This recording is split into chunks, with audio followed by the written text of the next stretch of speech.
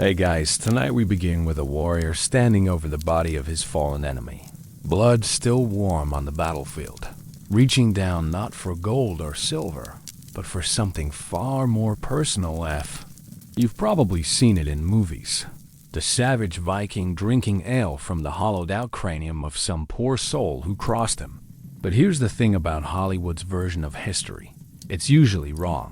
And when it comes to Vikings and their supposed skull cups, we're dealing with one of the most persistent myths in popular culture. So before you get comfortable, take a moment to like the video and subscribe, but only if you genuinely enjoy what I do here. And let me know in the comments where you're tuning in from and what time it is for you. It's always fascinating to see who's joining us from around the world, especially when we're about to dive into something this dark and complex. Now dim the lights, maybe turn on a fan for that soft background. And let's ease into tonight's journey together. Because what we're about to explore isn't just about whether Vikings actually drank from skulls, though we'll definitely get to that. It's about understanding a culture so thoroughly misunderstood that even their drinking habits have become the stuff of legend. You're standing in a mead hall in 9th century Norway. The year is 847 AD, and outside, snow is beginning to fall across the fjords. Inside, the air is thick with smoke from the central fire, and the smell of roasted meat mingles with something else, something metallic and sharp. The warriors around you are celebrating a successful raid, but their celebration looks nothing like what you've been told to expect. These aren't the horned helmet-wearing savages of popular imagination. You're looking at farmers, traders, craftsmen, men who spend most of their year tending to crops, raising livestock and building ships with a precision that would impress modern engineers. Their hair is clean, braided with intricate patterns that speak to social status and family lineage. Their clothes, while practical, show signs of wealth. Silk threads from Constantinople, silver brooches from Ireland, amber beads from the Baltic. But there's something in their hands that makes your blood run cold. Is it really a skull? You lean closer, trying to make sense of what you're seeing in the flickering firelight. The object is curved, certainly, and pale in the dancing shadows. The warrior lifts it to his lips, and mead, that honey wine that was the lifeblood of Norse society, drips down his beard. Here's where we need to stop and ask ourselves, what are we actually looking at? Because the truth about Vikings and skull cups is simultaneously more boring and more fascinating than any Hollywood movie has ever dared to suggest. The reality involves linguistic confusion, archaeological mysteries, and a culture so complex that we're still untangling its secrets more than 1,000 years later. The word you're thinking of is skull, and yes, it's related to our modern word skull. But here's where it gets interesting. Skull in Old Norse didn't primarily mean the bone structure of your head. It meant bowl, cup, or drinking vessel.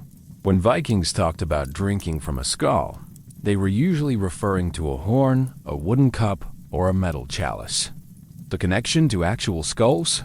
That's where linguistics gets messy and history gets complicated. You see, Old Norse was a language rich in metaphor and kenning. Those complex poetic phrases that could mean one thing literally and something entirely different figuratively. When a skald, a Viking poet, spoke of drinking from the bone house of thought, he wasn't necessarily describing literal skull cups. He was using the elaborate, riddling language that made Norse poetry so distinctive and so difficult for us to interpret centuries later. But here's what's truly unsettling. Just because something is primarily metaphorical doesn't mean it never happened literally. Archaeological evidence from Viking-age Scandinavia is limited, fragmentary, and often frustratingly incomplete. We found drinking horns, elaborately carved wooden cups, and metal vessels of extraordinary craftsmanship. But human skulls modified for drinking? The evidence is far more ambiguous than you might expect. The temperature in this mead hall would have been barely above freezing despite the central fire. These buildings weren't insulated the way we understand insulation today. The The smoke from the fire would have stung your eyes constantly, and the smell, a mixture of unwashed bodies, wet wool, wood smoke, and fermented honey, would have been overwhelming to modern senses. Yet this was home, warmth, civilization to the people gathered here. As you watch the warriors drink, you notice something crucial: their reverence for the vessels themselves. Whether made of horn, wood, or metal, these cups aren't just utilitarian objects. They're decorated with intricate carvings, inlaid with precious metals, passed down through generations. A drinking vessel in Viking society wasn't just a container. It was a symbol of status, a ritual object, a connection to the gods themselves. The mead they're drinking isn't the sweet, mild beverage you might imagine. This is a powerful alcohol, often approaching the strength of modern whiskey, flavored with herbs and spices that can induce mild hallucinations. In this altered state, surrounded by smoke and firelight, with stories of battle fresh in everyone's minds, the line between reality and mythology would have been thin indeed. But let's return to those skulls, because even if the archaeological evidence is limited, we know from written sources that Vikings, along with many other cultures throughout history, did occasionally use human remains in ritual contexts. The question isn't whether it ever happened, but how often, under what circumstances, and what it meant to the people involved. The Roman historian Tacitus, writing in the 1st century AD about Germanic tribes, the cultural ancestors of the Vikings, mentions warriors drinking from the skulls of enemies. But Tacitus was writing from Rome, about barbarians he'd never met, based on second-hand accounts filtered through military reports and political propaganda. How reliable is his testimony? How much was accurate observation, and how much was the sort of lurid detail the Roman audiences expected to hear about their savage enemies? By the time you finish this contemplation, the mead hall around you has grown quieter. The initial celebration is winding down, and the conversations have turned to more practical matters. The division of raid spoils, plans for the coming planting season, news from other settlements. These warriors who seemed so fierce and otherworldly moments ago now sound like any group of men discussing business, family, the mundane concerns of daily life. This is the paradox we'll be exploring throughout our journey. Together, the Vikings were simultaneously exactly what their reputation suggests, and nothing like what their reputation suggests. They were raiders and farmers, pagans and pragmatists, savages and sophisticated craftsmen. And their drinking cups, whether made of horn, wood, metal, or yes, occasionally bone, tell us as much about their complex society as any weapon or ship we've discovered.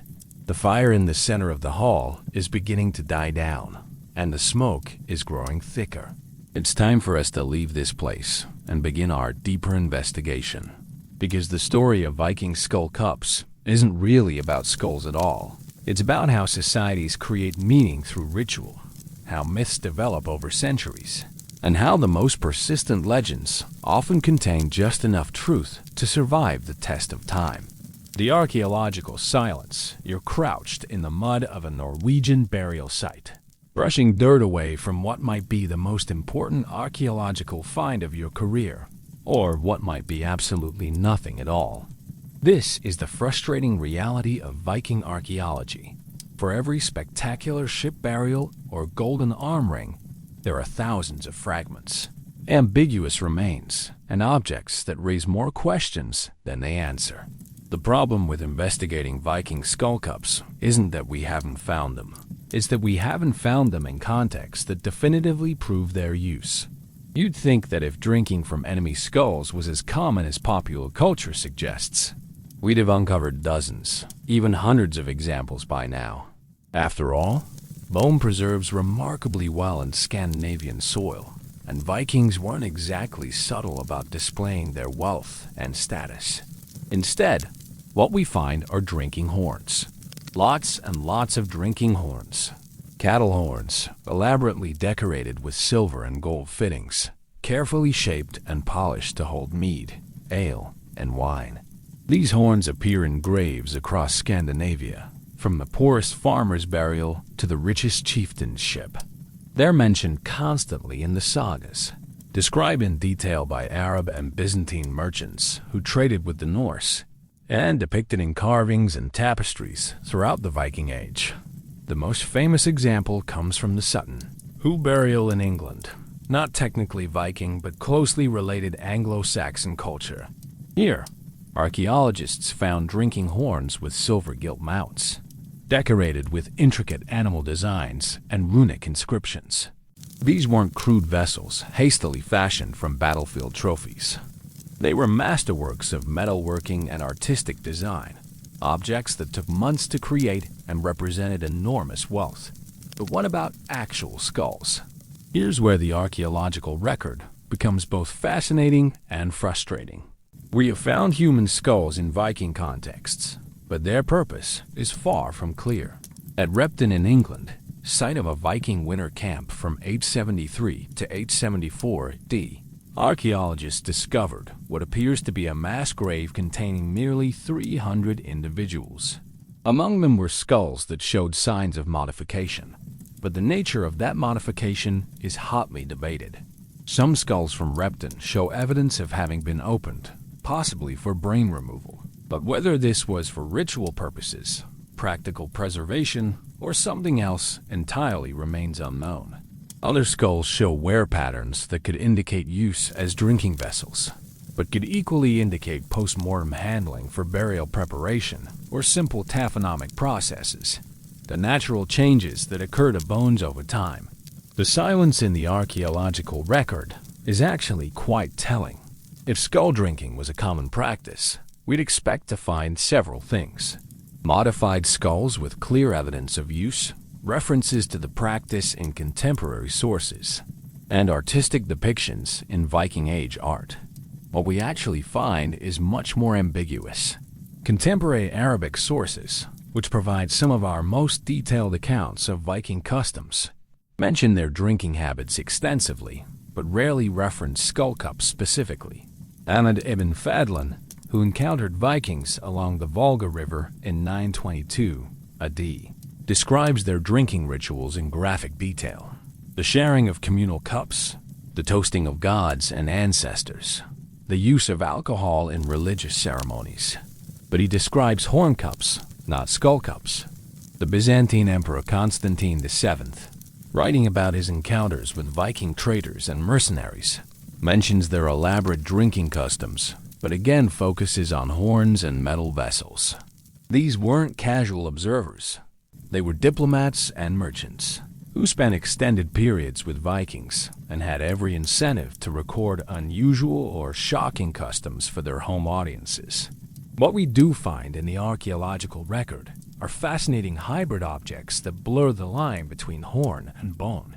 At Birka, the great Viking trading center in Sweden, archaeologists have uncovered drinking vessels made from whalebone, carefully carved and polished to resemble traditional horn cups. These objects required enormous skill to create and represented significant investment in both time and materials. The whalebone cups raise intriguing questions about Viking attitudes toward bone as a material. Whales were enormously important in Norse cosmology. The world tree Yggdrasil was sometimes described as being made of whalebone, and the Rainbow Bridge Bifrost was occasionally depicted as a whale's rib. Using whalebone for drinking vessels wasn't just practical, it was deeply symbolic. But whalebone isn't human bone, and the symbolic significance is entirely different. What we're seeing in these whalebone cups might be the archaeological evidence for the practice that gave rise to the skull cup legend without actually involving human skulls at all. The conceptual leap from drinking from bone to drinking from skull is relatively small, especially when filtered through centuries of storytelling and linguistic evolution. The most intriguing archaeological evidence comes not from Scandinavia, but from areas where Vikings settled or raided extensively. In Ireland, archaeologists have found modified human skulls in contexts that might suggest ritual use. But the dating is problematic, and the connection to Viking activity is circumstantial at best. Similar finds from England and Scotland are equally ambiguous. What makes this archaeological silence even more puzzling is how well documented other aspects of Viking drinking culture are. We know exactly how mead was made, what vessels were preferred for different occasions, how drinking rituals varied between social classes, and how alcohol functioned in religious ceremonies. The Vikings were remarkably consistent in their material culture when it came to drinking, which makes the absence of clear skull cup evidence all the more significant. The temperature in this burial site is dropping as evening approaches, and your hands are growing numb despite your gloves. This is what archaeological work actually looks like. Hours of careful excavation in uncomfortable conditions, searching for tiny fragments that might or might not be significant. The glamorous discoveries make headlines, but the real work of archaeology is in the patient accumulation of mundane details. As you carefully wrap the bone fragments you've uncovered today, you reflect on how this mirrors the broader challenge of understanding Viking culture. The spectacular and sensational elements, the raids, the battles, the supposed barbaric practices, capture public imagination, but the truth lies in the accumulated weight of ordinary evidence. Cooking pots, loom weights, agricultural tools, and yes, drinking vessels. The real story of Viking skull cups might not be about skulls at all. It might be about how a culture that valued both practical craftsmanship and symbolic meaning created drinking vessels that carried deep significance, and how that significance was later misunderstood and sensationalized by cultures that encountered Vikings only as enemies or exotic traders. Standing up from your excavation site, brushing the mud from your knees, you realize that the absence of evidence is itself a form of evidence. The archaeological silence around skull cups suggests that if the practice existed at all, it was far rarer and more specialized than popular culture suggests. The real drinking culture of the Vikings was simultaneously more mundane and more sophisticated than the skull cup legend implies. Tomorrow you'll return to this site, continue the slow work of uncovering the past, and perhaps find another small piece of the puzzle. But tonight, as you pack your tools and head back to the site hut, you carry with you the growing certainty that the most persistent myths are often the ones with the least evidence behind them. Words and misunderstandings. You're sitting in a medieval monastery in Iceland. The year is 1220, and you're watching a monk named Snorri Sturluson wrestle with a problem that will confuse historians for the next 800 years. He's trying to write down the oral traditions of his people, to preserve the stories and sagas that have been passed down through generations of Viking culture. But every time he puts quill to parchment, he faces an impossible choice: literal accuracy or poetic truth. The word in front of him is skál, and it's causing him no end of trouble. In his lifetime, it means bowl, cup, drinking vessel, a perfectly ordinary word for a perfectly ordinary object. But in the ancient poems he's transcribing, the word carries layers of meaning that resist simple translation. When the poet speaks of warriors drinking from the skull of the enemy, does he mean a literal skull cup, or is he using the metaphorical language that makes Old Norse poetry so complex and beautiful? This is where our skull cup legend really begins, not on battlefields or in mead halls, but in the scriptoriums of medieval monks trying to make sense of a poetic tradition they only partially understood. The Vikings themselves left relatively few written records. They were primarily an oral culture, where information passed from generation to generation through carefully memorized poems, stories, and songs. When these oral traditions were finally written down, often centuries after the Viking Age had ended, they passed through multiple filters: the fading memories of elderly storytellers, the cultural assumptions of Christian scribes, and the linguistic changes that had accumulated over decades or centuries. Each filter added its own distortions, its own interpretations, its own confusions. The etymology of skál itself tells a fascinating story. The word comes from the Proto-Germanic asterisk skalo, which meant bowl or drinking vessel. It's related to the English word scale, as in weighing scales, the German schale, bowl, and yes, eventually to skull. But the connection to skulls was secondary, metaphorical. Skulls were bowl-shaped, so the word that meant bowl was sometimes applied to skulls, not the other way around. In Old Norse poetry, this linguistic flexibility created opportunities for wordplay that modern readers often miss entirely. A poet could describe a warrior drinking from his enemy's thought house, a kenning for skull, while actually referring to a horn cup decorated with carved skulls, or taken as plunder from a defeated enemy, or simply used in a ritual that honored the dead. The literal and metaphorical meanings weren't mutually exclusive. They layered on top of each other, creating meaning through ambiguity rather than clarity. But here's where the confusion deepens. Old Norse wasn't just one language. It was a family of related dialects spread across a vast geographic area, from Greenland to Constantinople, evolving over several centuries. A word that meant one thing in 9th century Norway might mean something quite different in 11th century Iceland, and something else again in 12th century Denmark. The monk Snorri is working with source material that spans this entire linguistic evolution. Some of his poems are relatively recent, composed by skalds who lived within living memory. Others claim to preserve verses from the very earliest days of Viking culture, passed down through dozens of generations of oral transmission. How much has changed in that transmission? How many metaphors have become literal? How many literal references have become metaphorical? Temperature in this monastery is barely above freezing, even in summer. Snorri's fingers are stiff with cold as he writes, and the ink occasionally freezes on his quill.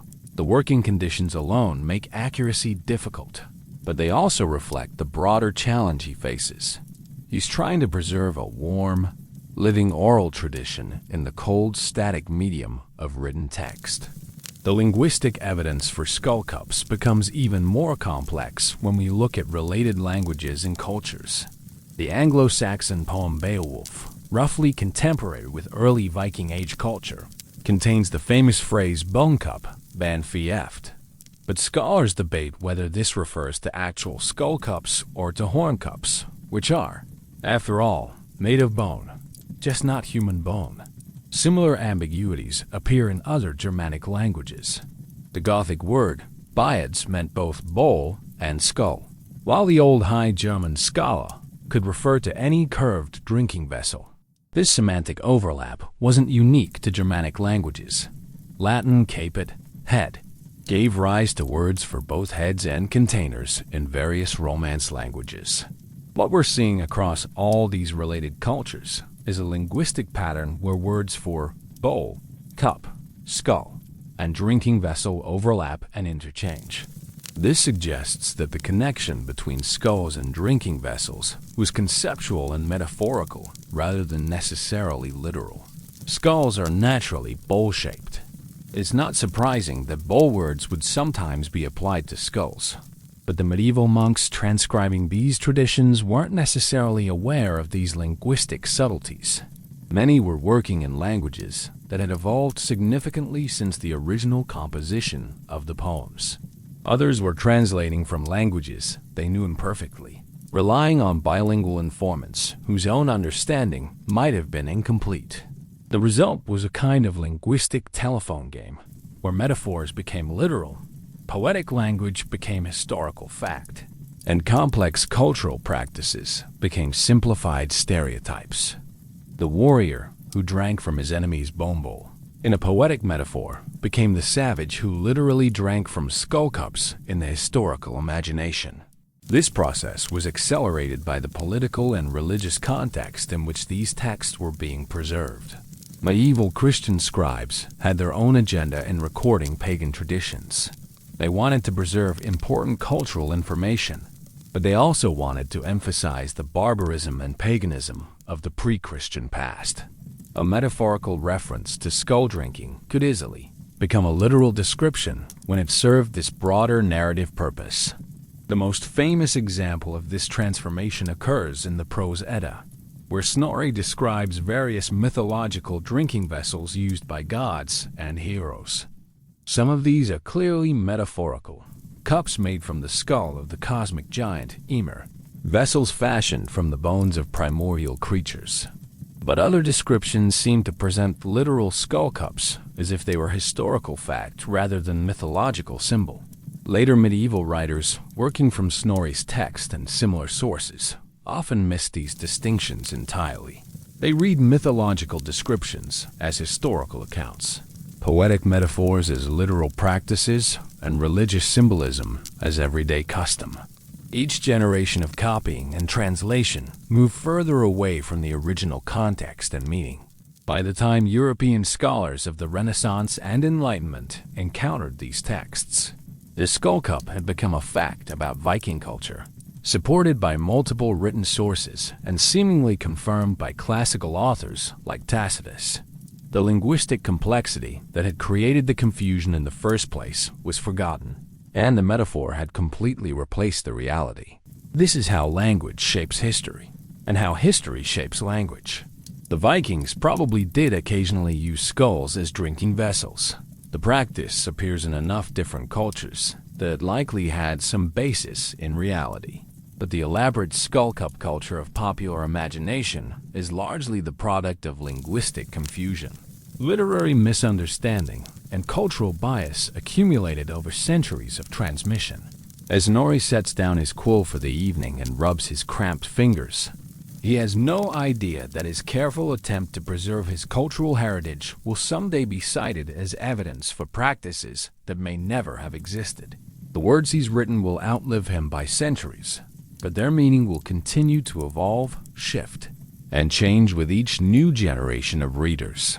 The scowl he writes about tonight, that simple word for a drinking cup, will eventually conjure images of savage warriors and battlefield trophies that would probably puzzle the Vikings themselves. But that's the nature of language and the nature of history. We see the past through the lens of words, and words are never as stable or reliable as we'd like to believe. The Roman perspective. You're standing in the Forum Romanum in the year 98 AD, listening to Tacitus deliver a speech about the Germanic tribes beyond the Rhine frontier. The assembled senators lean forward as he describes barbarian customs that seem designed to confirm every prejudice Roman civilization holds about the peoples they consider uncivilized. Among these descriptions, almost casually mentioned, is the image that will haunt European imagination for the next 2 millennia: warriors drinking from the skulls of their enemies. But here's what you need to understand about Tacitus. He never actually visited Germania. His account is compiled from military reports, interrogations of prisoners, conversations with traders, and stories told by auxiliary soldiers recruited from Germanic tribes. Every detail is passed through multiple filters, each one adding its own biases, assumptions, and distortions. Roman attitudes toward barbarians were complex and contradictory. On one hand, Romans admired certain noble savage qualities: the fierce independence, military prowess, and simple lifestyle that they felt their own civilization had corrupted. On the other hand, they needed these peoples to be genuinely barbaric to justify Roman conquest and subjugation. The skull-drinking detail serves both purposes perfectly. It's savage enough to justify Roman superiority, but warrior-like enough to make Roman victories seem more impressive. The temperature in the Forum is scorching. Roman summers could be brutal, and senators wore heavy togas that trapped heat and made extended oratory a genuine endurance test. But Tacitus is performing for his audience, and he knows exactly what details will capture their attention. Romans had their own complex relationship with skulls and death. They kept death masks of ancestors, displayed enemy heads as trophies, and incorporated human remains into various religious rituals. But Roman skull practices were civilized. They involved elaborate ceremonies, religious justifications, and artistic refinement. Barbarian skull drinking, as Tacitus describes it, is crude, immediate, and savage. The contrast is deliberate and serves Roman political needs, but it may have little relationship to actual Germanic practices. Tacitus wasn't the first Roman writer to mention barbarian skull drinking. Livy, writing about Gallic tribes, describes similar practices among the boy, who allegedly fashioned drinking cups from the skulls of defeated Roman generals. that Livy was writing about events that occurred decades before his birth, based on sources that were themselves potentially unreliable. The skullcap detail had already become a standard element in Roman descriptions of barbarian behavior. The pattern becomes even clearer when we look at how different Roman authors describe skull drinking. The details vary significantly. Some describe elaborate rituals involving ancestor skulls. Others mention casual battlefield trophy taking. Still others focus on religious ceremonies involving skullcaps. What remains consistent is the basic image. Barbarians drink from skulls, Romans use proper cups. But here's where the Roman perspective becomes really interesting. Romans themselves had a long history of skull-related practices that they conveniently ignored when describing barbarian customs. Roman triumph parades featured severed heads of enemy leaders. Roman homes displayed ancestor masks made from death casts. And certain Roman religious cults incorporated human skulls into their ceremonies. The cult of Mithras, popular among Roman soldiers, used skull imagery extensively in its underground temples. Archaeological evidence from Mithraea across the empire shows skull decorations, bone-shaped ritual objects, and ceremonies that almost certainly involve drinking from skull-shaped vessels. But these were mystery religions, practiced by Roman citizens, so they were religious rather than savage. Roman historical methodology was also fundamentally different from modern standards. Accuracy was less important than moral instruction and political utility. If a detail served the narrative purpose, if it illustrated barbarian savagery or Roman superiority, its literal truth was secondary. Roman historians regularly invented speeches, embellished battles, and exaggerated customs to make their points more effectively. The skull-drinking detail was particularly useful because it resonated with Roman cultural anxieties. Rome was struggling to maintain its identity as it expanded across diverse populations and incorporated various barbarian customs. The image of skull-drinking savages served as a kind of cultural boundary marker. No matter how much Roman culture changed or adapted, Romans would never sink to such primitive practices. But this boundary was more porous than Romans like to admit. Roman soldiers stationed on Germanic frontiers often adopted local customs, married local women, and participated in local religious practices. Some may even have encountered actual skull-drinking rituals and participated in them. The horrified fascination with which Roman authors describe these practices suggests familiarity as much as revulsion.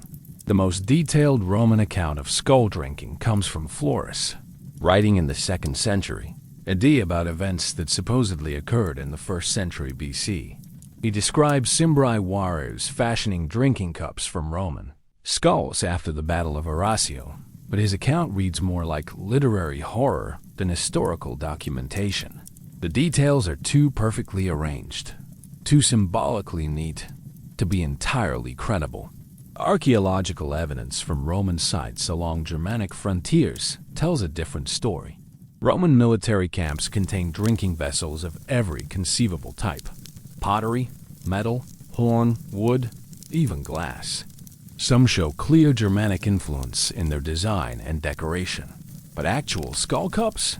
The archaeological silence is as complete on the Roman side as it is on the Germanic side. This absence is particularly significant because Romans were meticulous record keepers and prolific builders. If skull drinking was as common as literary sources suggest, we'd expect to find archaeological evidence, artistic depictions, or administrative records. Roman bureaucrats recorded everything from toilet paper supplies to the number of nails used in fort construction. Surely someone would have mentioned requisitioning skull cups or noted their presence in military inventories. Instead, what we find in Roman frontier archaeology are horn drinking cups remarkably similar to those found in Germanic contexts. These horns often show Roman decorative influences, classical motifs, Roman-style metalwork, Latin inscriptions, rather than a sharp divide between Roman and Germanic drinking cultures. The archaeological evidence suggests extensive cultural exchange and mutual influence. The Roman perspective on skull drinking was also shaped by their own literary traditions. Roman poets had long used skull imagery metaphorically. Ovid describes the earth as drinking from the skull of the sky. Virgil mentions heroes drinking from the skulls of monsters. When Roman historians encountered references to skull drinking among barbarians, they may have interpreted metaphorical language literally. The linguistic situation was equally complex. Most Roman contact with Germanic peoples occurred through interpreters, often individuals who spoke neither language as their native tongue. Military interrogations, diplomatic negotiations, and trading discussions all passed through linguistic filters that could easily transform metaphorical references into literal descriptions. Roman soldiers returning from Germanic campaigns brought back stories that grew more dramatic with each telling. The warrior who mentioned drinking from his enemy's bone cup in a victory celebration became the savage who literally drank from human skulls in the retelling. Each iteration of the story moved further from the original context and closer to Roman stereotypes about barbarian behavior. By the time these stories reached Roman historians, they had been filtered through military chain of command, shaped by audience expectations and influenced by existing literary traditions. The resulting accounts tell us more about Roman fears and assumptions than about actual Germanic practices. But the Roman perspective shaped all subsequent European understanding of Germanic and Viking cultures. Medieval chroniclers read Tacitus and assumed his descriptions were historically accurate. Renaissance scholars cited Roman sources as authoritative. Modern popular culture draws directly on Roman stereotypes about barbarian skull drinking. As the sun sets over the forum and Tacitus concludes his speech, the senators nod approvingly at his descriptions of Germanic savagery. They've heard what they expected to hear, what they needed to hear to maintain their sense of Roman superiority. But the truth about skull drinking, complex, ambiguous, probably much more limited than anyone imagined, disappears beneath the weight of political necessity and cultural bias. The irony is that Roman descriptions of barbarian skull drinking may have influenced actual barbarian practices more than they reflected them. Germanic peoples in contact with Romans learned what Romans expected barbarians to do, and some may have adopted skull drinking practices specifically to intimidate Roman enemies or conform to Roman stereotypes about barbarian behavior. The practical reality of skull preparation: you're kneeling beside a freshly killed enemy. The metallic smell of blood thick in your nostrils, and you're facing a problem that Hollywood never bothers to address. How exactly do you turn a human skull into a drinking cup? It's a question that sounds macabre, but if we're going to understand whether Vikings actually practiced skull drinking, we need to grapple with the practical realities involved. The human skull, despite its seeming simplicity, is actually a remarkably complex structure. It's not a single bone, but a fusion of multiple bones, connected by sutures that don't fully close until well into adulthood. The cranial cavity, which would serve as the bowl of your drinking cup, has an average capacity of about 1,400 cubic centimeters, roughly equivalent to a large coffee mug, but with a shape that's far from ideal for drinking. First, there's the problem of extraction. Removing a skull from a fresh corpse isn't as simple as cutting the neck. You'd need to separate it from the spinal column, which requires either considerable anatomical knowledge or a great deal of trial and error.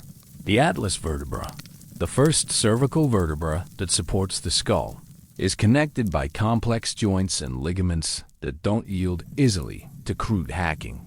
The temperature of a battlefield in medieval Scandinavia could range from well below freezing to uncomfortably hot, depending on the season. In winter conditions, blood and other fluids would freeze quickly, making the separation process even more difficult and messy. In summer heat, decomposition would begin within hours, creating additional health hazards and unpleasant odors that would make the entire process deeply unpleasant.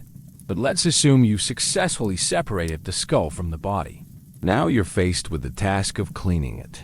The human head contains an enormous amount of soft tissue, brain matter, muscles, fat, skin, hair, All of this needs to be removed if you want a skull that's suitable for drinking, rather than a rotting mass that will poison anyone who uses it. Traditional bone cleaning methods used by various cultures involve either boiling, which requires large amounts of fuel and water, or natural decomposition, which takes weeks or months. Vikings were practical people, constantly on the move during raiding seasons, without the luxury of time or resources needed for proper bone preparation.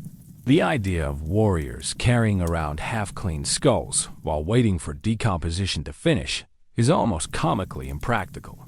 Even if you had the time and resources for proper cleaning, you'd face additional challenges.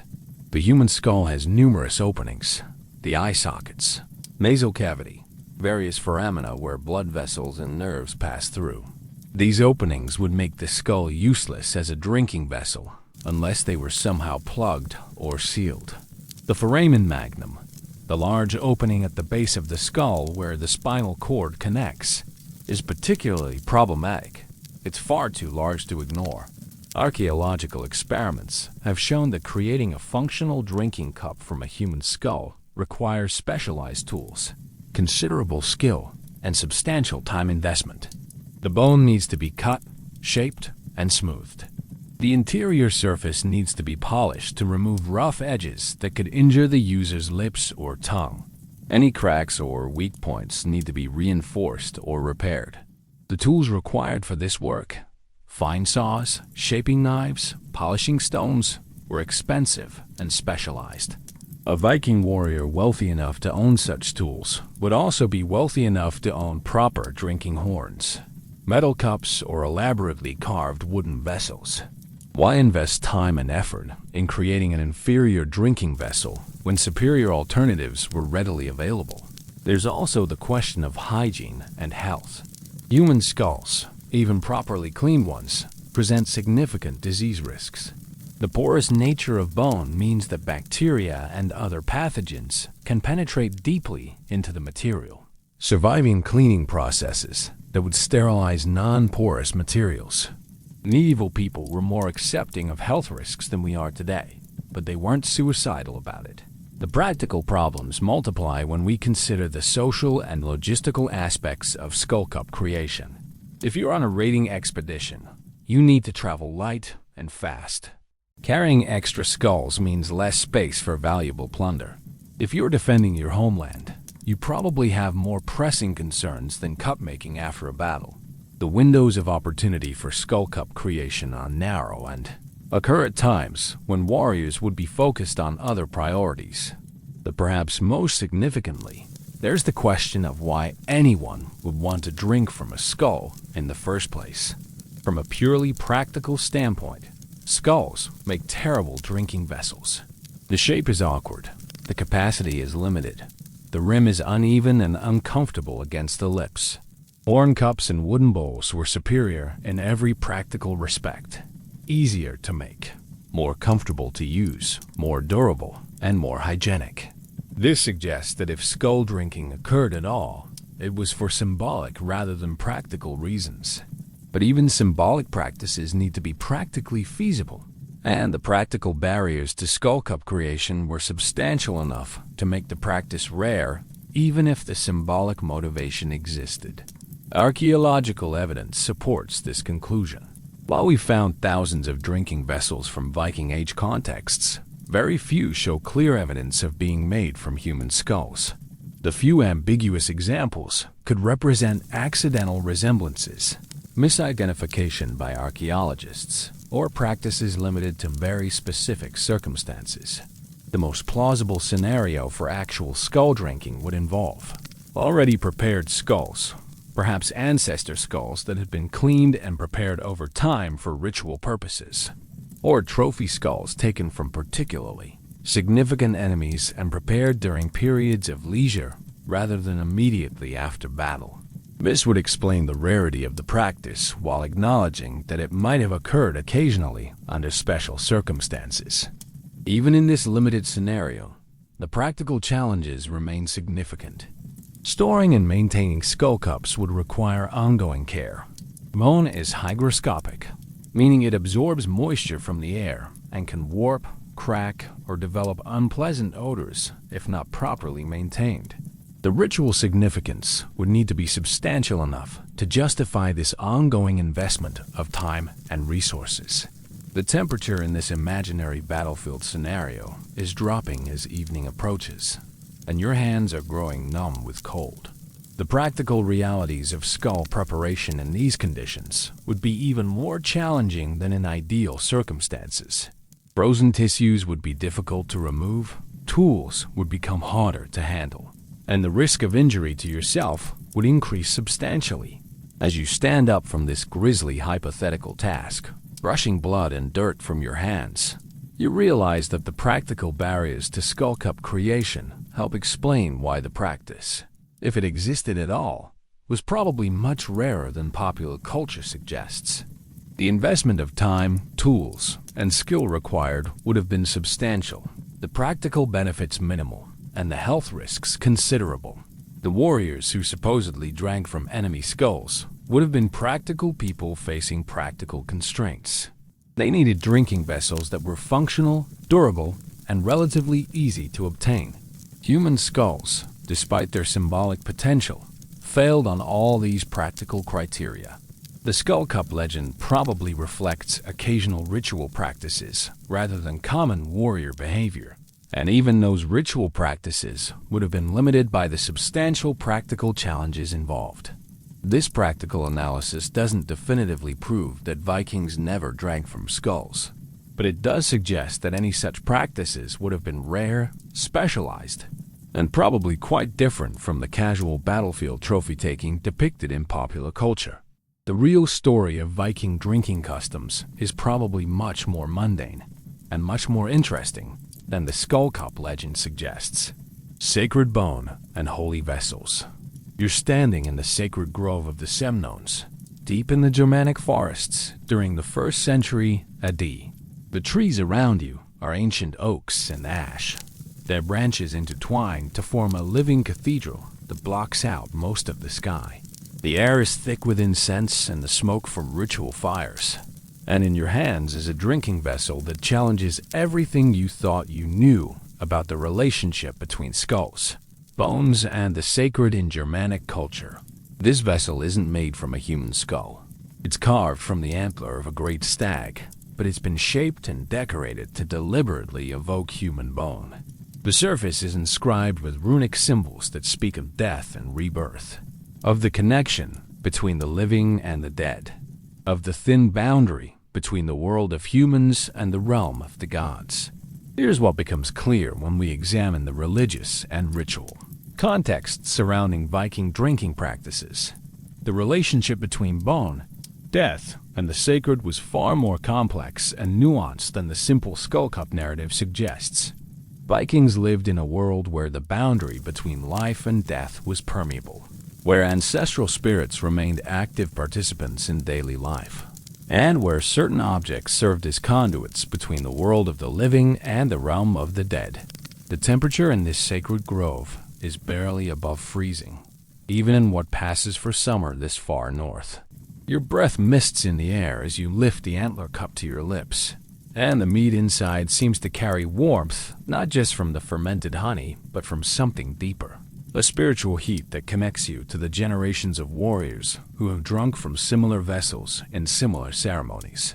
In Norse cosmology, bones played a crucial role in the cycle of death and rebirth.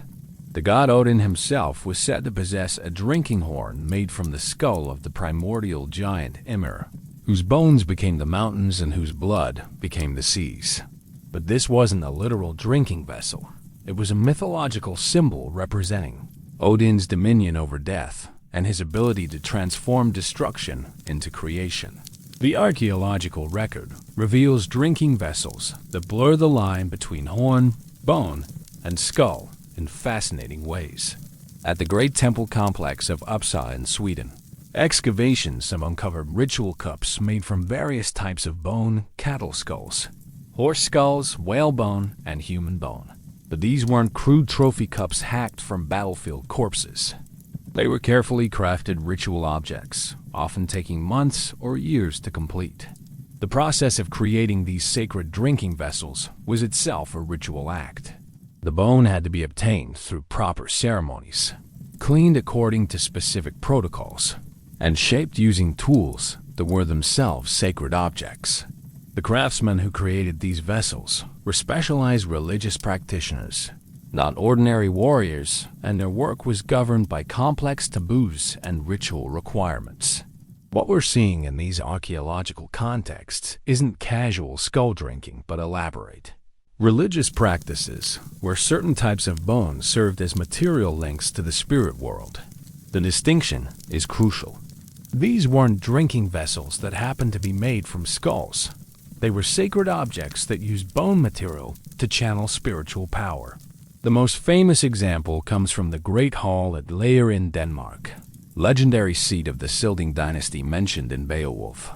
Archaeological excavations here have uncovered what appears to be a complete set of ritual drinking vessels, including several made from human skulls. But the context is clearly ceremonial rather than martial. These objects were found in association with elaborate feasting equipment, religious artifacts, and evidence of complex ritual activities. The human skulls from Lejre show evidence of careful preparation that would have taken weeks or months to complete. They've been cleaned, polished, and decorated with intricate carving. Some have been fitted with metal rims and bases, transforming them from crude bone containers into sophisticated ceremonial objects. The investment of time and skill required suggests these were important religious artifacts rather than casual drinking cups. But even more significant is the context in which these skull cups were found. They weren't discovered in warrior graves or battlefield sites, but in what appears to have been a temple complex dedicated to ancestor worship. The skulls may have belonged not to defeated enemies, but to revered ancestors, transformed after death into vessels that allowed the living to share drinks and spiritual communion with the dead. This pattern appears throughout Germanic religious sites. At the great sanctuary of Thornborough in England, archaeologists have found drinking vessels made from human bones, but always in ritual contexts associated with ancestor veneration or communication with the dead. Similar finds from Germanic sites across Europe suggest a consistent pattern. Bone drinking vessels were primarily religious objects rather than warrior trophies. The religious significance of these bone vessels becomes clearer when we examine Norse creation mythology. According to the Völuspá, one of the oldest and most important Norse poems, the first humans were created by the gods from ash and elm trees found on a beach. But an alternative creation myth describes the first humans being shaped from the bones of giants killed in primordial battles. In this cosmological context, drinking from bone wasn't savage or barbaric. It was a return to the fundamental material from which humanity itself was created. The concept of sacred bone extended beyond drinking vessels to other aspects of Norse religious practice. Bone was used to create divination tools, religious ornaments, and ritual weapons. The bone material wasn't valued for its practical properties, but for its spiritual significance as a substance that had once contained life and could therefore serve as a bridge between life and death. This religious understanding of bone helps explain why actual skull-drinking practices, if they existed, would have been governed by complex taboos and restrictions. Not just any skull could be used for drinking. The bone would need to come from someone whose spirit was considered beneficial or whose power the drinker wanted to absorb. Enemy skulls might actually be dangerous from a spiritual perspective, carrying hostile spirits or negative energy. The temperature in the sacred grove is dropping as the sun sets, and the ritual fires are being built higher to compensate. In the flickering light, the bone-drinking vessels take on an almost living appearance, their carved surfaces seeming to move and shift in the dancing shadows. This is the context in which we need to understand Viking bone-drinking practices, not as crude barbarism, but as sophisticated religious theater. The distinction between sacred and profane bone use appears consistently in Germanic legal codes and religious texts.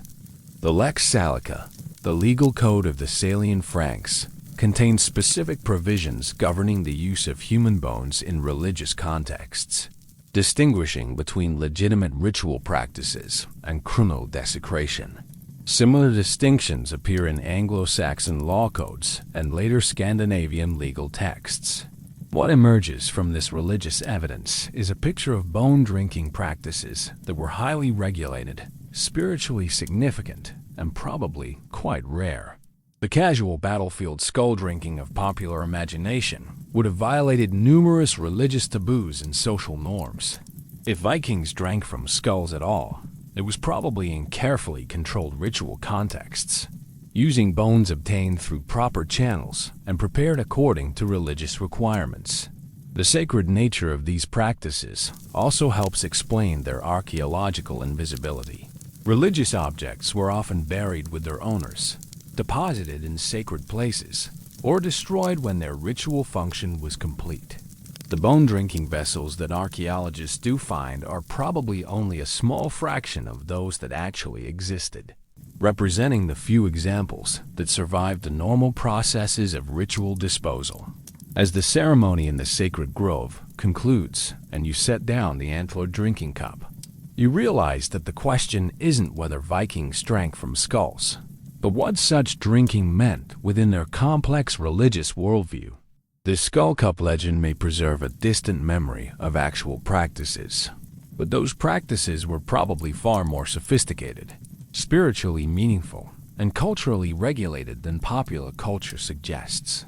The bone vessels used in these sacred contexts weren't expressions of savage barbarism, but sophisticated religious technology, designed to facilitate communication between the living and the dead, to honor ancestors, and to channel spiritual power.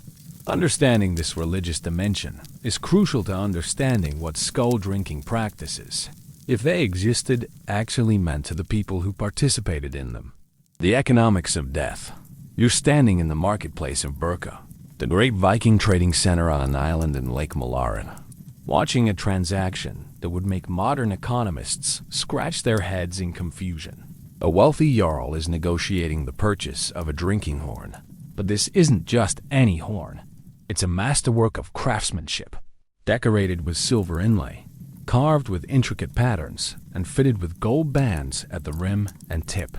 The price being discussed is equivalent to the value of 3 adult slaves or a fully equipped warship. This is the economic reality that the Skull Cup legend ignores. In Viking society, drinking vessels weren't just utilitarian objects, but crucial markers of social status, wealth, and power. The idea that warriors would casually fashion crude cups from enemy skulls misunderstands the entire economic and social framework within which Viking drinking culture operated. The horn being sold in front of you represents months of specialized labor. The raw material, the horn of an aurochs, the giant wild cattle that roamed European forests, was itself extremely valuable. Auroch horns were prized not just for their size but for their symbolic significance. Aurochs were sacred animals associated with strength, fertility, and divine power. Hunting them required considerable skill and courage, and successful hunters gained prestige that extended far beyond the economic value of the horn itself. But the raw horn was just the beginning of the economic calculation. Converting a raw auroch horn into a functional drinking vessel required specialized tools, considerable skill, and substantial time investment. The horn had to be cleaned, shaped, polished, and often reinforced with metal fittings. The decorative elements, the carved patterns, inlaid metals, and runic inscriptions required additional expertise and expensive materials. The temperature in this marketplace is surprisingly warm for Scandinavia, as the trading season coincides with the brief summer months when travel is possible across the northern seas. But even in this favorable weather, you can see your breath as you examine the drinking horn more closely. The silver inlay catches the light, and you realize that this single vessel contains more precious metal than most families would see in a lifetime. The economic value of elaborate drinking vessels served multiple functions in Viking society. They were stores of wealth, that could be easily transported during raids or trading expeditions. They were diplomatic gifts that could cement alliances or negotiate peace treaties. They were inheritance objects that passed wealth and status from generation to generation. And they were social signals that immediately communicated the owner's position in the complex hierarchy of Viking society. This economic framework makes the casual use of enemy skulls as drinking cups economically irrational. A warrior wealthy enough to take multiple skulls in battle would also be wealthy enough to own proper drinking vessels of superior quality and higher social value. A warrior poor enough to need makeshift drinking cups probably wasn't successful enough in battle to be taking enemy skulls in the first place. The archaeology of Viking wealth distribution supports this analysis. Elite graves contain multiple drinking vessels of various types and materials: horn, metal, wood, and occasionally bone. But these collections represent substantial investments of wealth, carefully assembled over years or decades. The drinking vessels in these graves aren't random assemblages, but coordinated sets that demonstrated the owner's taste, wealth, and social connections. The most spectacular example comes from the Oseberg ship burial in Norway, where Queen Sa was buried with a complete drinking service that included horn cups, wooden bowls, metal vessels, and ladles. The economic value of this drinking service was enormous, equivalent to the annual production of several farms. But the social value was even greater, as these objects demonstrated the Queen's ability to host elaborate feasts and maintain the complex reciprocal relationships that held Viking society together. The economics of feasting were central to Viking social structure. A successful leader needed to demonstrate his wealth and generosity through regular feasts where followers were entertained with food, drink, and gifts. The quality and quantity of drinking vessels available at these feasts sent clear messages about the host's prosperity and power. Using crude skull cups at such events would have been social suicide, suggesting poverty, desperation, or inability to obtain proper equipment. The trading networks that supplied drinking vessels to Viking communities were vast and sophisticated. Horn came from aurochs herds in the German forests. Silver came from mines in the Harz Mountains or through trade with the Islamic world. The gold arrived through complex trading relationships that stretched from Ireland to Constantinople. Wood for carved vessels came from specific tree species chosen for their working properties and symbolic associations. This economic complexity created a system where drinking vessels were valuable commodities in their own right, independent of their function as containers. A well-made drinking horn could serve as currency in transactions, collateral for loans, or payment for services. The idea of destroying valuable enemy drinking vessels to create crude skull replacements makes no economic sense within this framework. The economic records that survive from Viking-age trading centers provide additional evidence against casual skull drinking.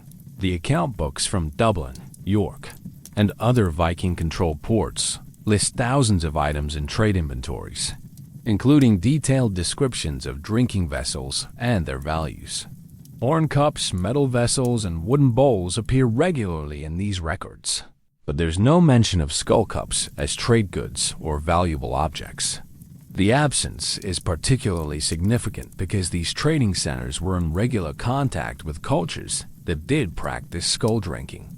Celtic tribes in Ireland and Scotland, Germanic peoples along the Rhine frontier, and various Slavic groups all had documented traditions of using enemy skulls as drinking vessels. If Vikings had similar practices, we'd expect to see skull cups appearing in trade inventories alongside other cultural artifacts. Instead, what we see in the economic records is evidence of Vikings adapting their drinking customs to local traditions in areas where they settled or traded regularly. Viking merchants in Ireland commissioned drinking vessels from local craftsmen using traditional Celtic designs. Vikings in England adopted Anglo-Saxon metalworking techniques for their drinking vessels. Vikings in Constantinople imported Byzantine glass and ceramic vessels for use in their own drinking rituals. This economic adaptability suggests that Viking drinking customs were more flexible and pragmatic than the Skull Cup legend implies. Vikings were practical people who understood the economic and social value of appropriate drinking vessels in different cultural contexts. They invested in the drinking equipment that served their economic and social purposes most effectively, whether that was traditional horn cups in Scandinavia or exotic glass vessels in the Mediterranean. The temperature in the Bergen marketplace is dropping as evening approaches, and the trading day is coming to an end. The wealthy Jarl has completed his purchase of the elaborate drinking horn, paying a price that could have fed a family for months. But he's not buying just a drinking vessel. He's buying social status, political influence, and economic power. The horn will appear at feasts where he entertains allies, negotiations where he secures trading agreements, and ceremonies where he demonstrates his fitness to lead. This economic understanding transforms our interpretation of the Skull Cup legend. If Vikings occasionally drank from skulls, it wasn't because skulls were readily available alternatives to proper drinking vessels. It was because certain skulls, probably ancestor skulls, or the skulls of particularly revered enemies, had economic and social value that justified the investment of time and resources needed to convert them into functional drinking vessels. The skull cups that may have existed in Viking society were probably luxury objects, not crude necessities. They would have been carefully prepared, elaborately decorated, and socially significant in ways that transcended their function as containers. Like the elaborate drinking horn being sold in this marketplace, they would have been expressions of wealth, power, and cultural sophistication rather than evidence of barbaric simplicity. As the marketplace empties and the merchants pack away their goods, you're left with a clearer understanding of why the Skull Cup legend persists despite limited evidence. It appeals to modern assumptions about Viking society as primitive and violent, but those assumptions ignore the sophisticated economic and social structures that actually governed Viking life. The real story of Viking drinking customs is about economics, politics, and social organization, much more complex and interesting than the simple tale of warriors drinking from enemy skulls. The feast hall hierarchy. You're seated at the low end of the bench in Earl Ragnar's hall, somewhere in 9th century Denmark, and you're learning a harsh lesson about Viking social structure through the drinking vessel in your hands. It's a simple wooden cup, well made but unadorned, and it immediately signals to everyone in the hall exactly where you stand in the complex hierarchy that governs this society. Above you, arranged in precise order of importance, the other guests hold drinking vessels that tell their own stories of rank, wealth, and political power.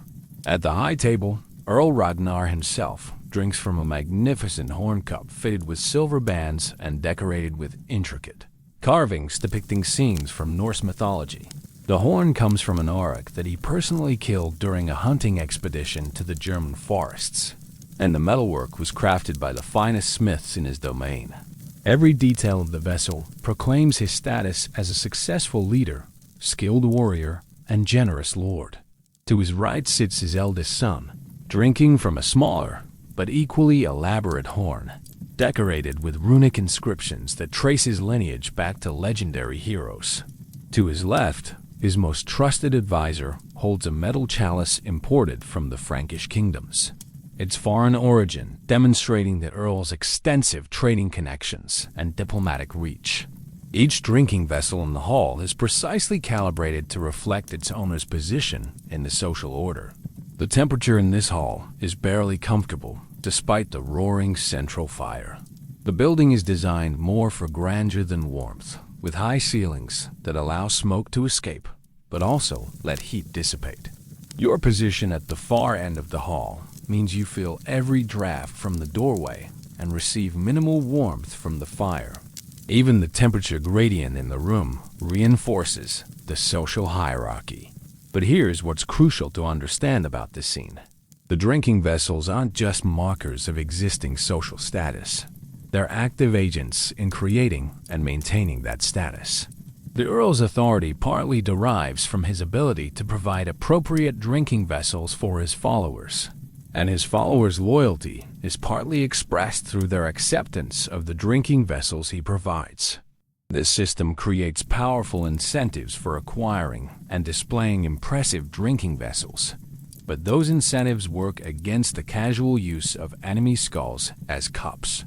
A skull cup might demonstrate martial prowess, but it would also suggest inability to obtain proper vessels through the normal channels of wealth, trade, or gift-giving. In a society where drinking vessels were crucial social signals, using a crude skull cup would be admitting social failure. The feast unfolding around you follows elaborate protocols that have been refined over generations. Each course of food is accompanied by specific toasting rituals, and the type of drinking vessel used for each toast carries particular significance.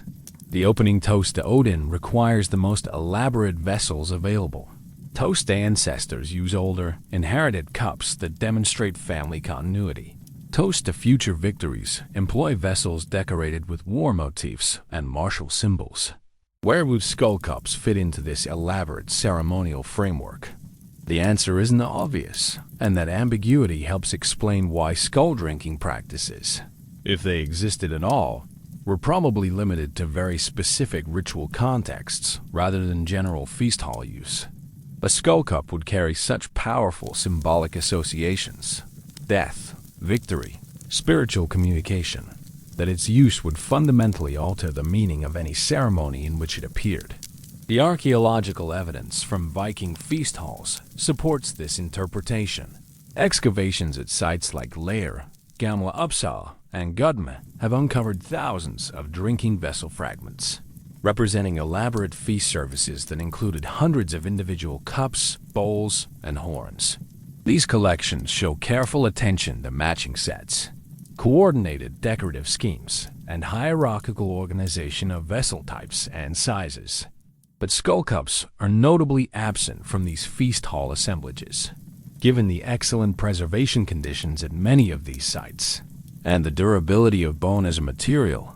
This absence is significant. If skull drinking was a common feast hall practice, we should find archaeological evidence for it in the places where Viking feasting culture is best preserved. The social dynamics of the feast hall also created strong pressures against introducing potentially disruptive elements, like skull cups, into established ceremonial frameworks. Viking society depended on carefully maintained reciprocal relationships between lords and followers, and feast halls were the primary venues where these relationships were negotiated and renewed.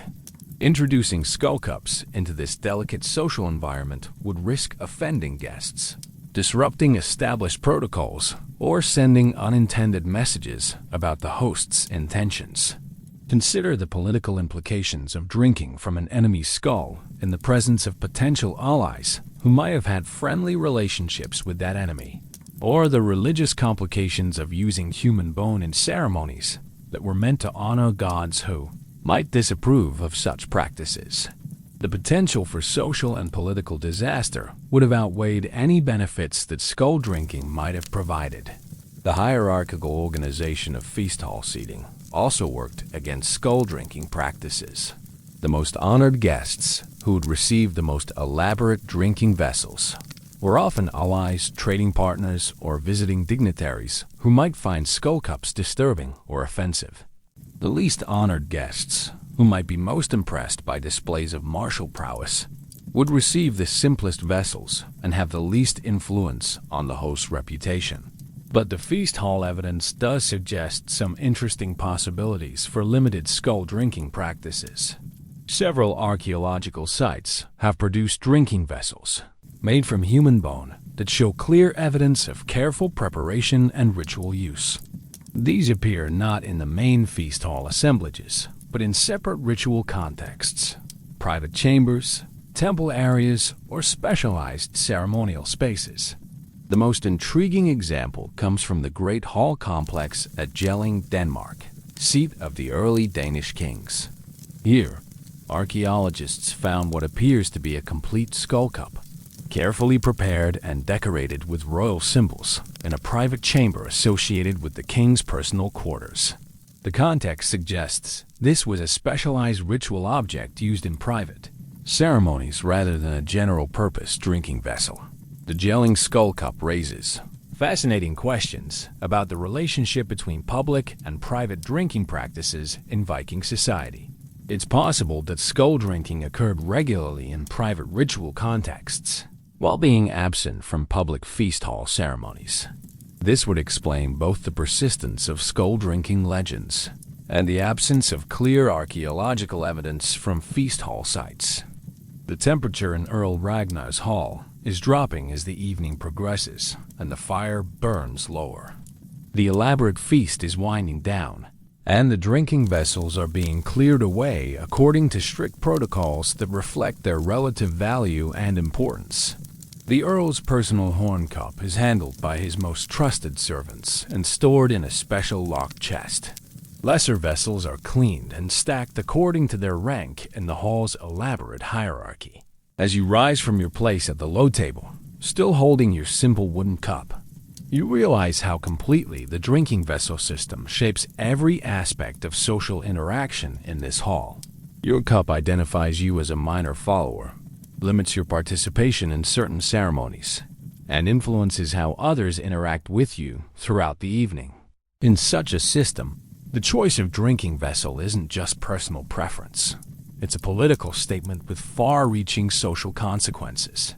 This understanding transforms our interpretation of skull drinking practices in Viking society.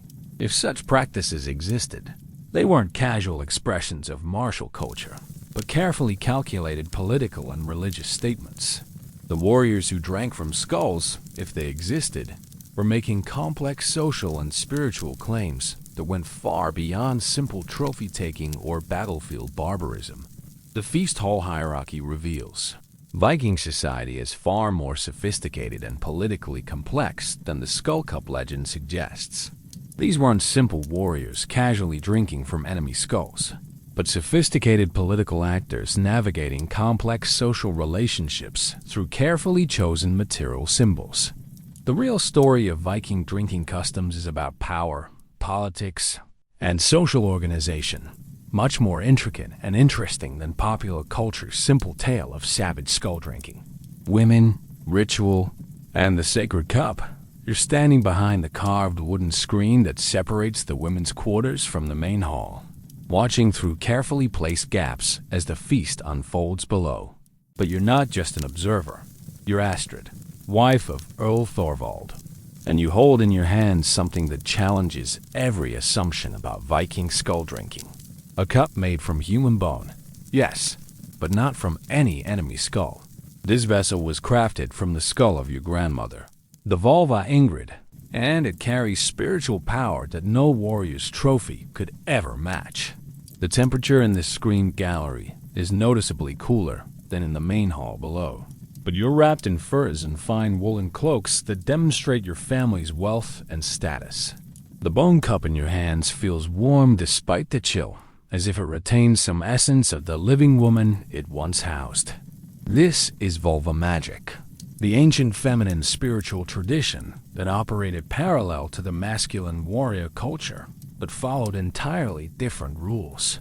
The Skull Cup legend, as told in popular culture, is almost exclusively masculine.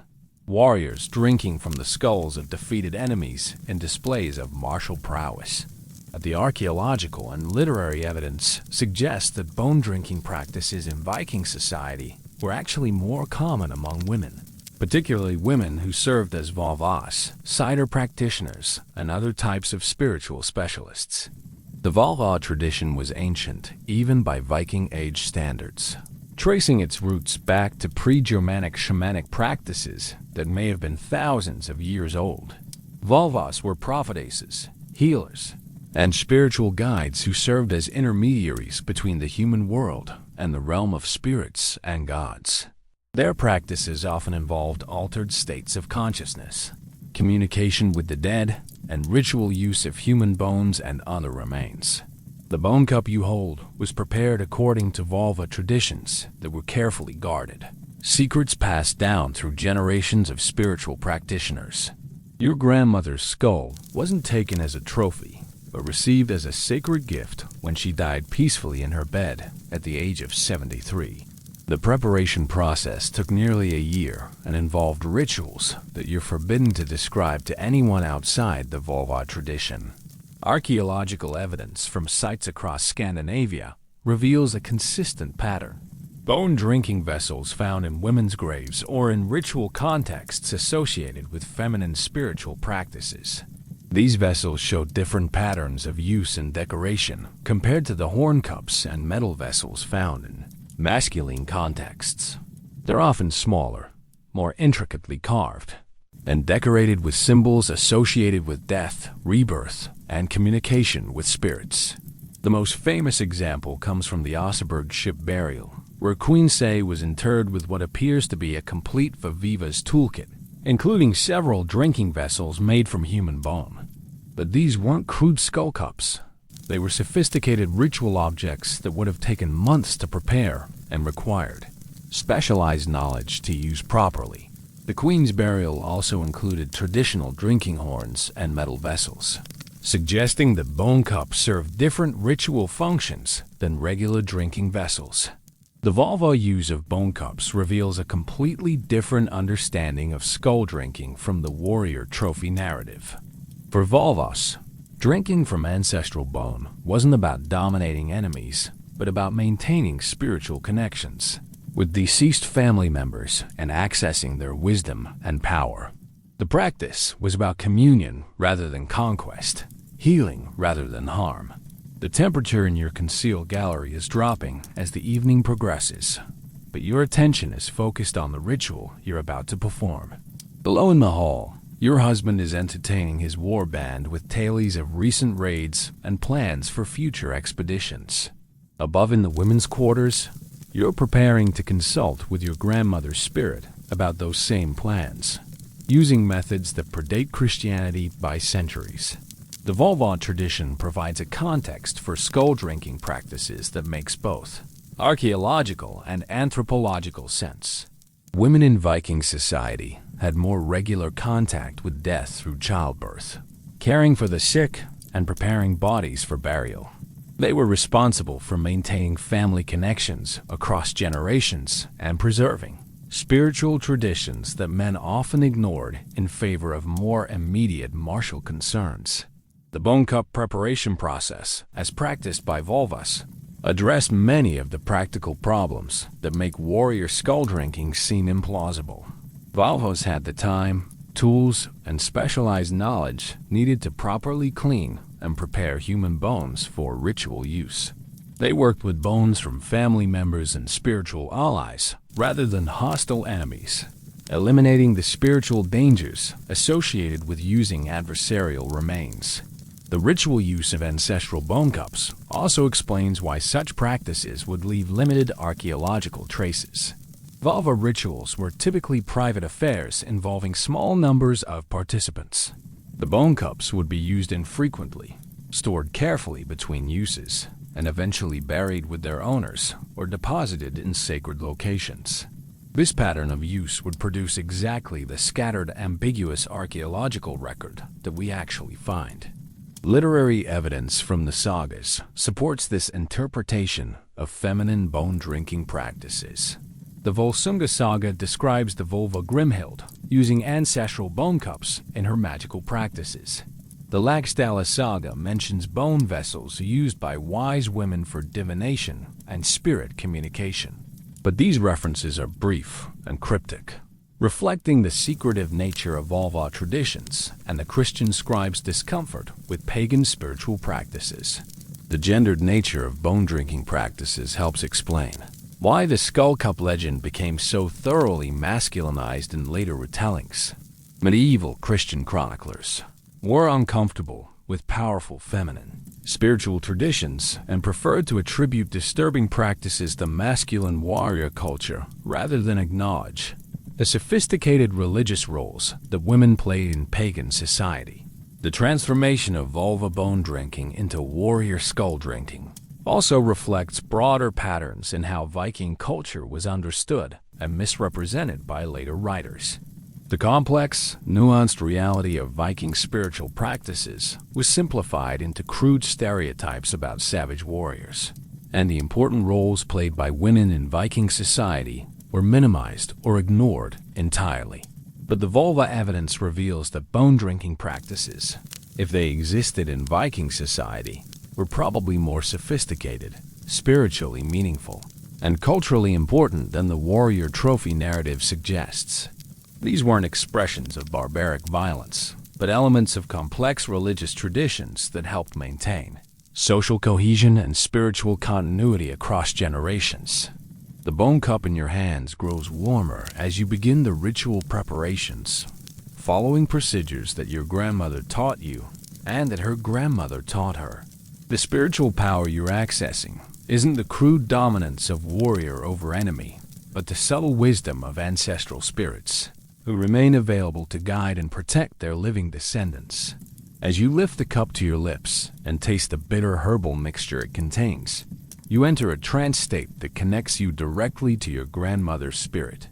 In this altered consciousness, you can seek guidance about your husband's military plans, the family's economic prospects, and the complex political situation that threatens your community's survival. This is what skull drinking actually looked like in Viking society, when it occurred at all.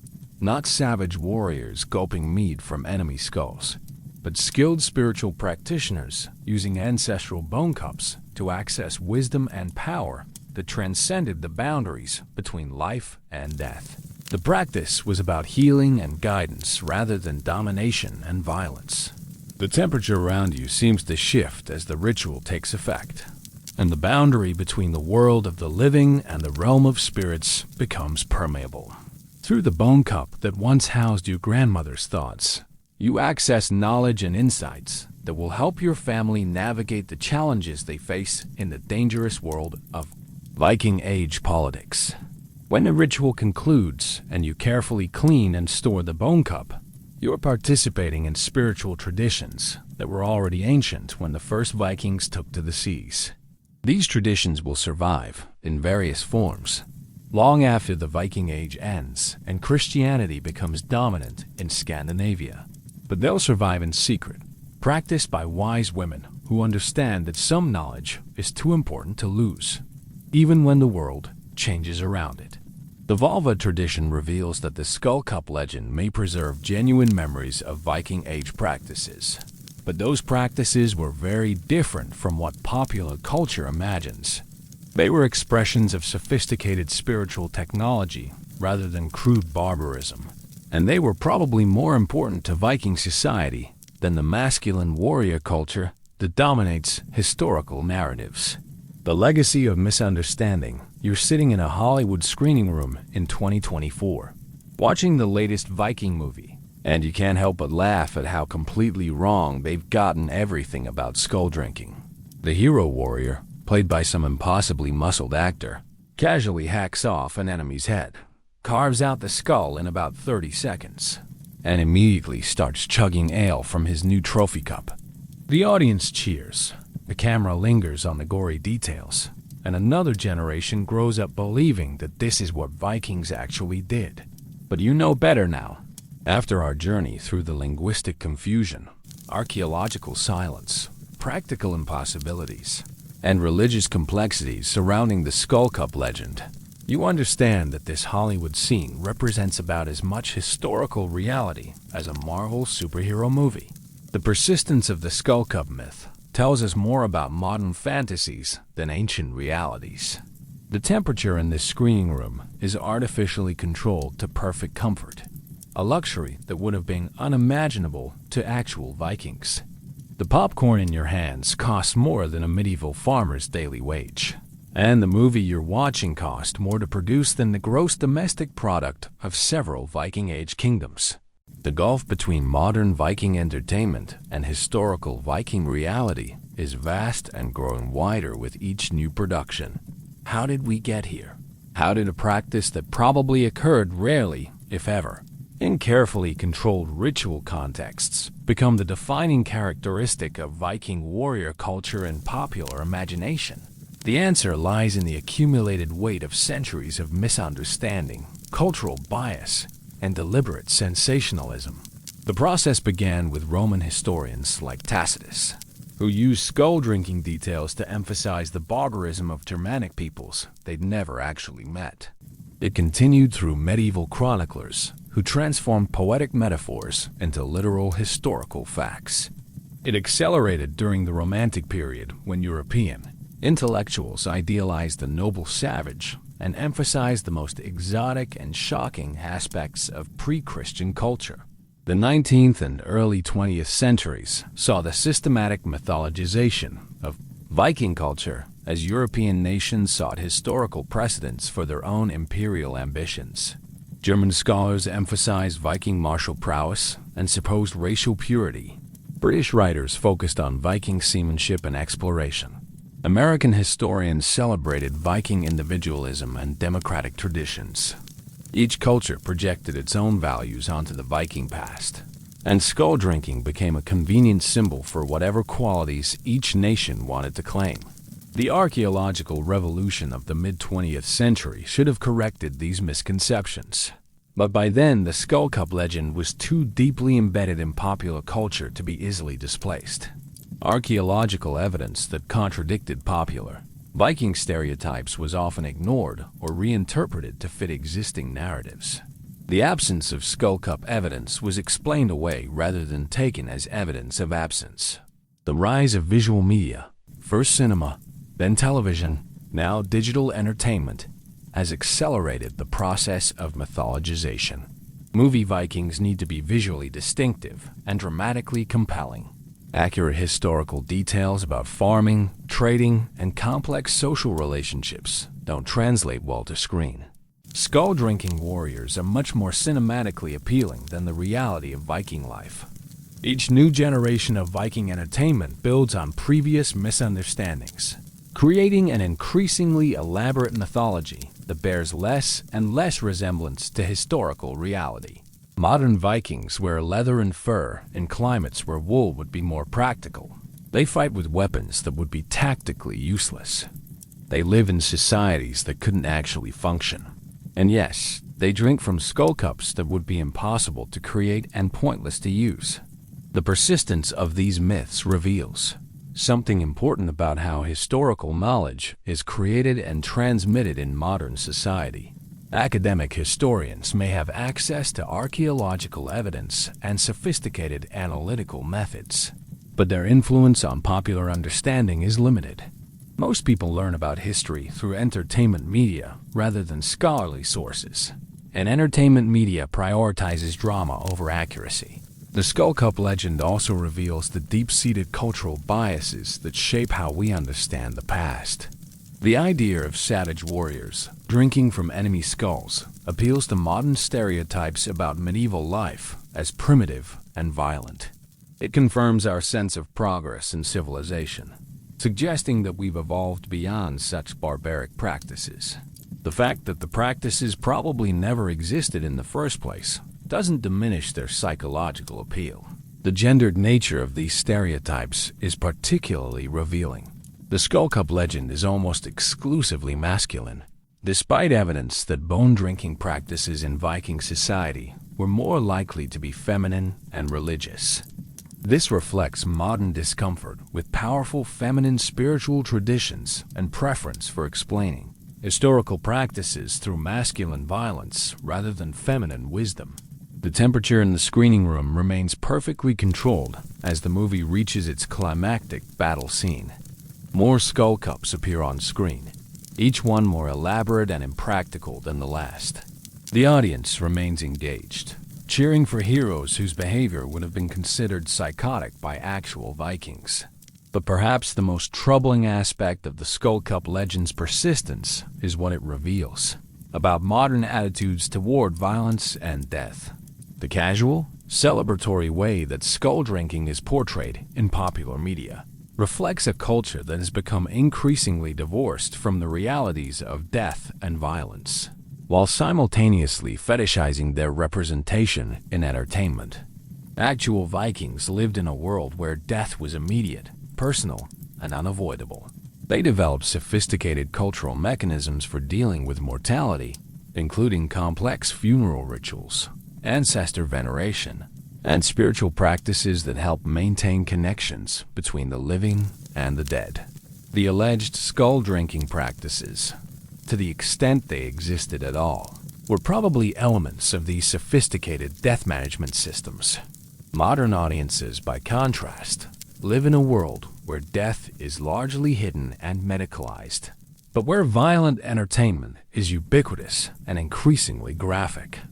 We're simultaneously more sheltered from real death and more exposed to fictional violence than any previous generation.